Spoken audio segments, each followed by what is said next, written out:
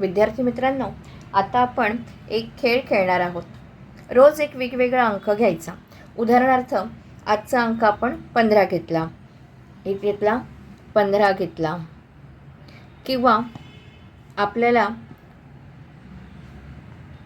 15 आपण घेतला, किंवा दुसरा 729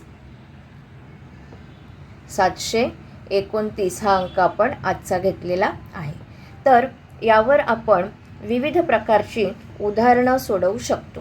त्यामध्ये काय काय सोडवू शकतो आपण? ही संख्या किती अंकी आहे? समजा 15 आहे, तर 15 ही संख्या 2 अक्षरी आहे.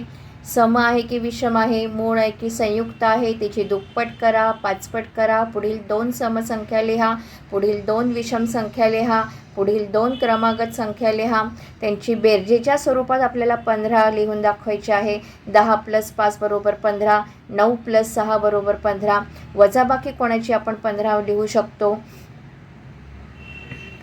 अवयव त्याचे पाडायचे 15चे 3 आणि 5, 3×5 15. अवयवांच्या स्वरूपात लिहा, गुणाकार करून दाखवा. उदाहरणार्थ 15×1 15, 3×5 15. तर अशा पद्धतीने ही सगळ्या प्रकारे आपण उदाहरणं सोडून बघायची. रोजचा एक अंक घ्यायचा, कुठला पण अंक घ्या तुम्हाला जो दिलेला असेल तो.